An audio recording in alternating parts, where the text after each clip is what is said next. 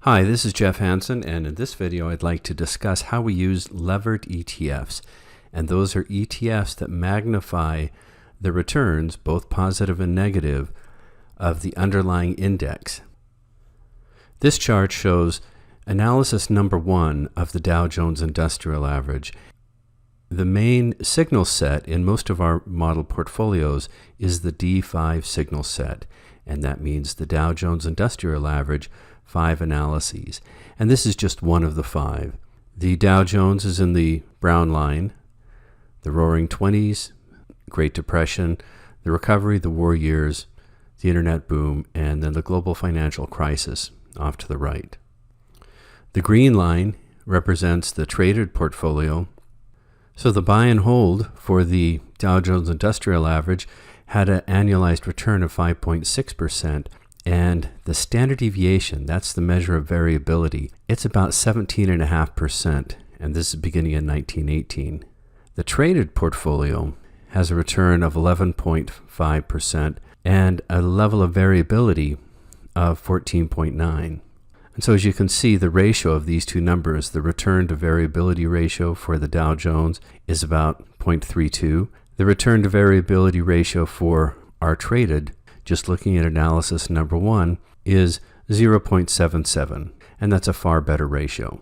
This analysis looks good, but if we take a closer look, we can see that while the signals did a good job of identifying the losses in the Great Depression, A, and the losses in the 1970s, the period of high inflation and oil shocks, and just after the internet boom, the signals underperformed in the late stage of the Roaring Twenties. And so the green line has a shallower slope than the buy and hold line. That didn't take place just in the 1920s. That took place in the late 1950s, it took place in the late 1990s, and it's taken place in the late 2010s. And so this is a characteristic of these loss avoidance signals.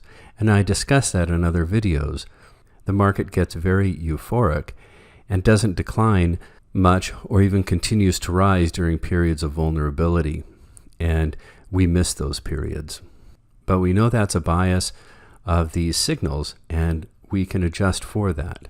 The options for the B periods, and those are the late stages of ascending markets, are first to use relative leadership signal sets, and that's where we identify the most attractive of two indexes, for example, the large cap index and the small cap index, or emerging stocks or emerging bonds. And I'll discuss that briefly in another video about the signal sets. This is a technique that we use in the Pearl model portfolios, and the Pearl model portfolios don't have any levered ETFs in them. The other option is to use levered ETFs, and that's what the remainder of this presentation is about. And we use the levered ETFs in Diamond, Emerald, and Sapphire publications. This is another analysis of the Dow Jones Industrial Average. It shows the period from 1918 to September 20th, 2019. Shows the annualized return of the Dow Jones over this period is 5.93% on an annualized basis. The standard deviation is the variability, and at 17.29, and the return to variability ratio at 0.34. This traded series has a return of 12.03, a variability of 13.32, and a return to variability ratio of 0.9. So this is a little bit better than the analysis number 1. And of course, that green line looks like it's doing great, and it is, but part of that is because of the market conditions in the 1920s and 30s. The traded portfolio did a good job of keeping up with the market in the late 20s, but then it declined. And because the beginning date of this chart is prior to that big decline, accentuates this gap. So in the next chart, I'd like to start it right at the bottom of the market. That's a more conservative view of the performance pattern. The green line still moves up more dramatically, but you can see in the late stages of the ascending market, there's a compression of the space between these lines. After missing some of the declines in the late 1930s, the traded portfolio actually underperformed the buy and hold for a number of years. As the buy and hold flattened out, the gap between these lines expanded. but there's again a compression in the late 90s and a bit of a compression in this later period. And so again, these are known biases, and the technique of applying just a little bit of leverage is a very simple way of increasing the slope of that green line. And so at the top of the page, I show the percent in the long position. It's 1, so when it's a buy signal, we just buy the entire index. The next slide shows the 1.4.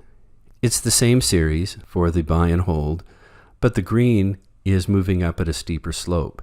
And you can see that there's not as much of compression in the late stage of the ascending market in the 1940s and early 50s. And also in the late 1990s, the compression is still there, but it's less intense. It looks like in the last part of this time period, in the 2010s, the traded portfolio keeps pace at least with the buy and hold. But the 1.4 is an arbitrary number. I picked something that would bring the level of variability of the traded portfolio in line with the underlying index. So for example, the buy and hold over this time period, the return of the Dow Jones is 6.63%. The level of variability is 15.26. The return to variability ratio is 0.43. The traded portfolio has a return that's quite a bit higher. Instead of the 6.6%, it has a return of 14.54%. The important figure that I'd like to call your attention to is this level of variability. Using a little bit of leverage, multiplying the return on the positive side by 1.4 brought the level of variability up fairly close to the level of variability of the buy and hold. So the buy and hold of the Dow Jones is 15.26. The traded series has a level of variability that's a little bit higher at 16.12. The way to look at that is for the same level of variability of the buy and hold Dow Jones, we're getting 14.54% return compared to the 6.6 for the Dow Jones. So the trading of the portfolio and adding a little bit of leverage brought up the level of variability to about what we would expect with the Dow Jones, but in doing so, we're getting a much higher level of return. Our use of levered ETFs is done to address the underperformance of the loss avoidance signals in the late stages of an ascending market. And that's a known bias of the loss avoidance signals, and this is one way we try to address that. We target an amount of levered ETFs that brings the portfolio variability close to that of the Dow Jones Industrial Average. And so if you're comfortable using the Dow Jones Industrial Average in a portfolio, the levered version that we provide gives you the same level of variability, but with a much higher return. Thank you very much for watching, and please reach out to me if you have any questions. Thank you.